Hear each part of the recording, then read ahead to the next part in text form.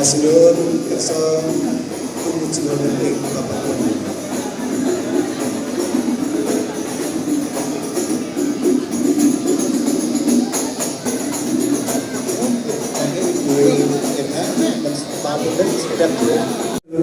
Bapak Dok.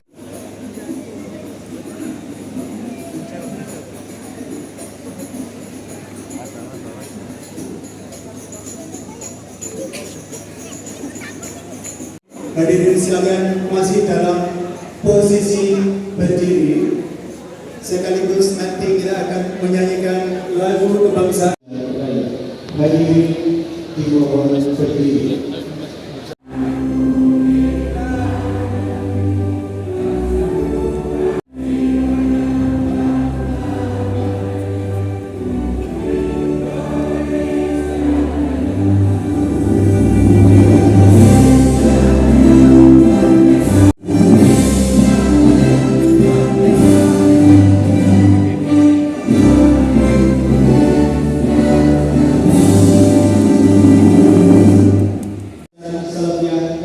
Beserta jajarannya, Kepala Kantor Kementerian Agama Kabupaten Pati beserta jajarannya, dan segenap tamu undangan yang berbahagia.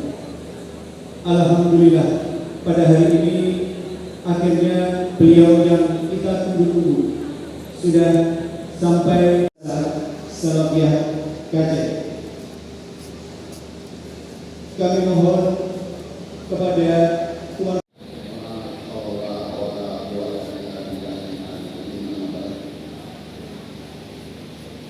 yang saya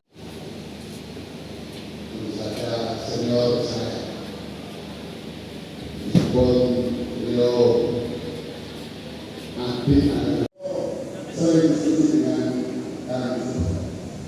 ini juga kesadaran kami di kantor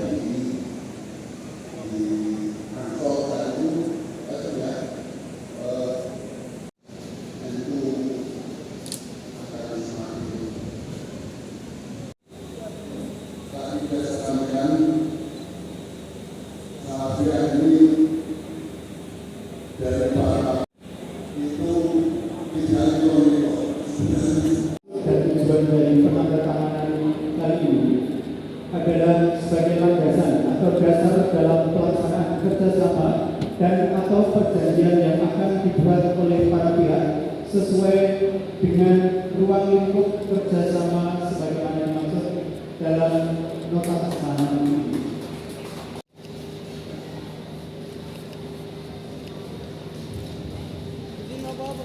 Satu, dua, tiga, sekali lagi 1, 2, 3.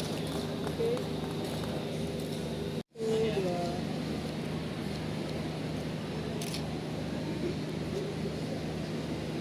Mungkin apa 1, 2.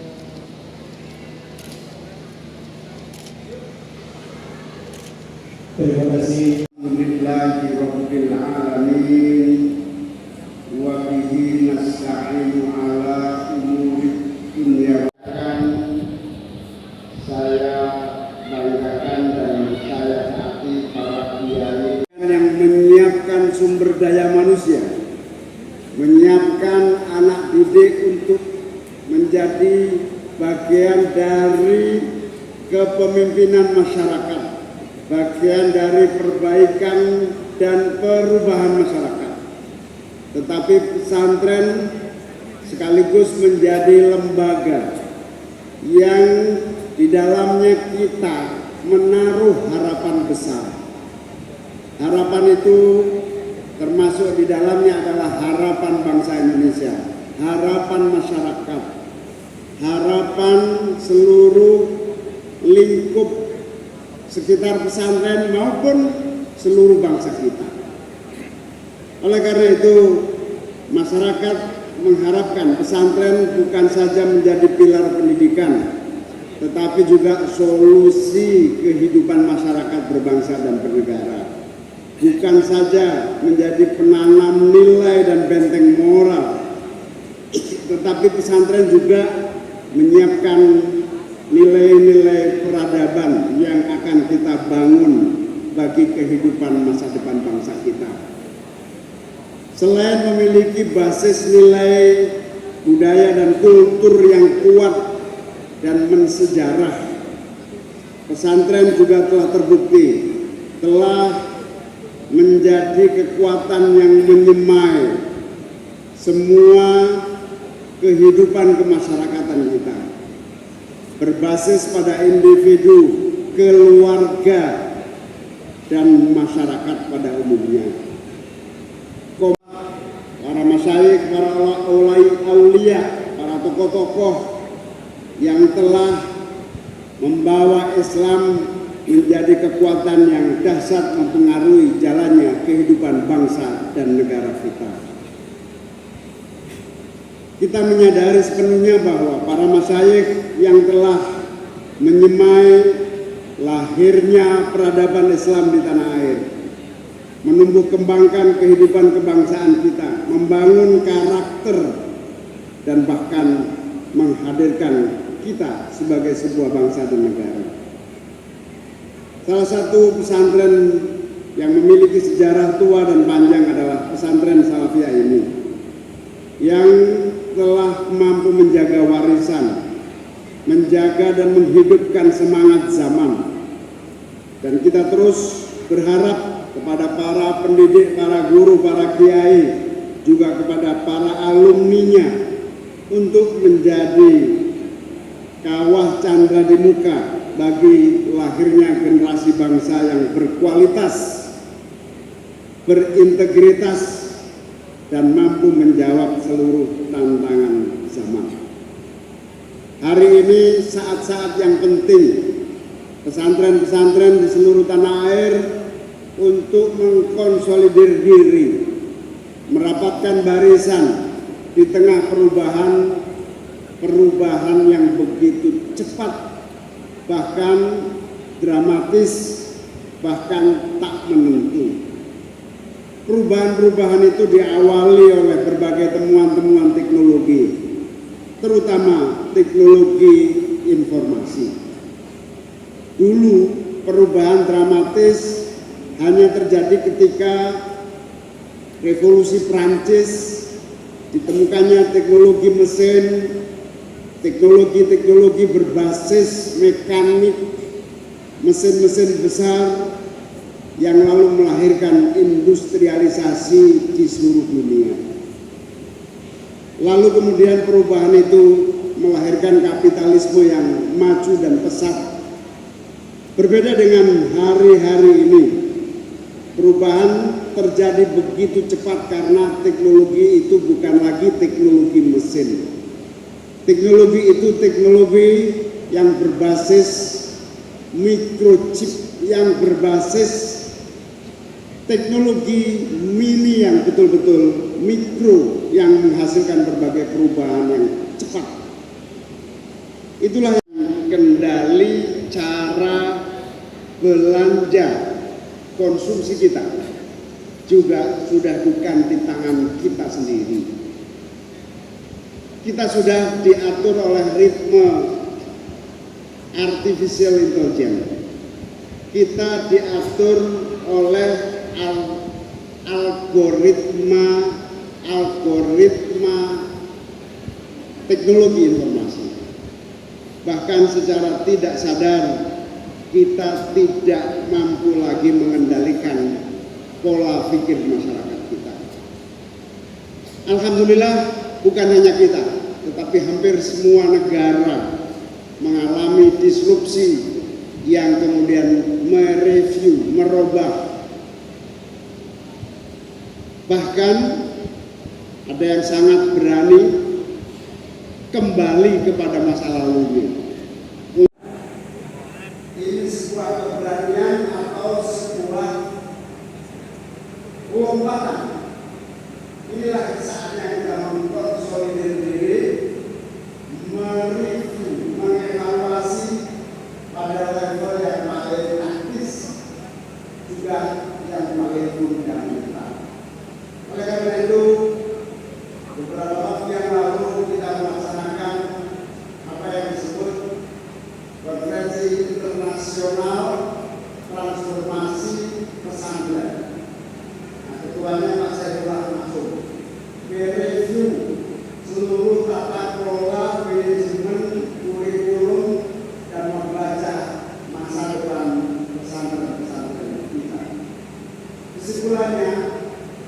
kelompok besar harapan yang dititipkan bangsa ini kepada pesantren-pesantren kita. Ini rahasia biasanya nanti makan bergizi gratis yang dipimpin oleh Pak Prabowo, naga-naganya. Ini yang paling cepat pelaksananya justru di pesantren-pesantren di seluruh tanah air. Yang paling cepat, tapi ya tergantung posisi kita. Kalau posisi tekan terberat ya. Pesantren dari tumpuan bukan saja percepatan pengelolaan manajemen masyarakat. Sekolah-sekolah kita juga mengalami disrupsi, perubahan-perubahan yang juga menitipkan masa depannya kepada pesantren. Oleh karena itu, ketika harapan besar itu dititipkan, maka kita harus mempersiapkan diri dengan sebaik-baiknya. Dari ranking-ranking yang lain, itu kebanggaan Indonesia. Apalagi UNER misalnya. UNER itu saya dengar-dengar 250 sekian rankingnya. Kalau UNIF ya agak sensitif, jangan dikasih tahu. Nggak tahu kalau UIN Warisopo saya nggak tahu. Ranking dunianya keberapa? Itu artinya apa? Semuanya sedang melakukan pembenahan untuk menyadari. Sementara di Cina, apa universitas terbesar di Cina namanya?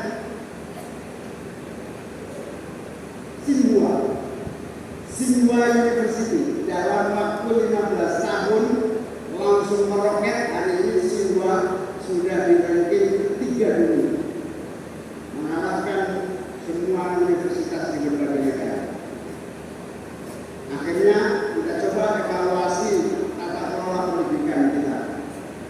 Pak Prabowo sendiri sedang melaksanakan 2 lompatan. Lompatan yang pertama, sekolah rakyat. Sekolah rakyat ini memutus mata rantai kemiskinan. Orang miskin yang tidak memiliki rumah yang baik untuk tempat belajar yang memadai, semua dikumpulkan di asrama, dididik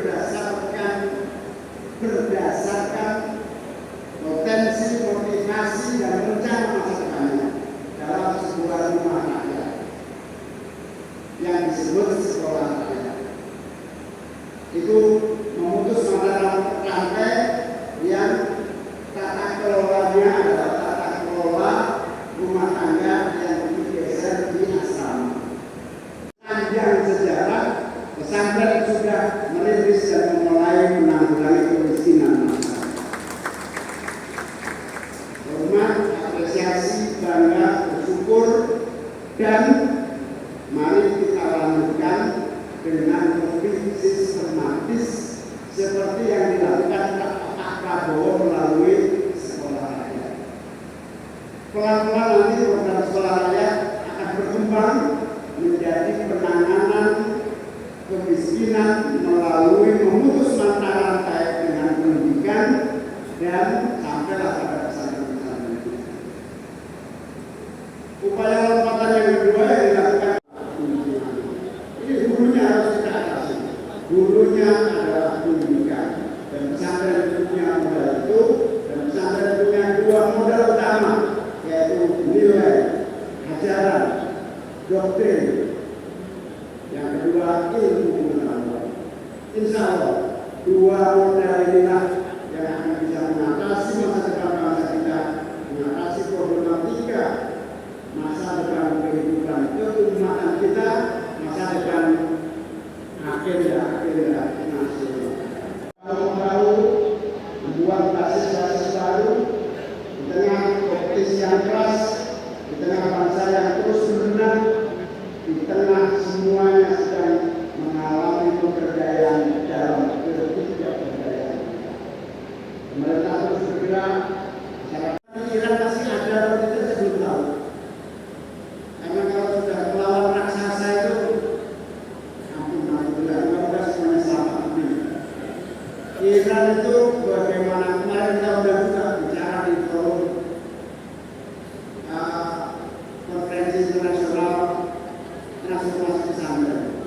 ini memiliki pembelajaran yang luar biasa. Kuat, kokoh, mandiri, maju dalam ilmu pengetahuan dan teknologi, memiliki sistem yang kokoh dan mengatasi masalah. Itu salah satu contoh. Ini kalau perang ini bisa berhenti dan Iran bisa memberi solusi, mungkin Iran akan menjadi masa depan ilmu pengetahuan. Tapi itu sudah sejarah bahwa kaum Persia itu memang memiliki keunggulan. Tapi apa bedanya kaum Persia dengan kaum tadi? Tidak ada bedanya. Kodoh Mori, kodoh Wongi, kodoh turunan Nabi Adam, mari kita mulai. Insya Allah dari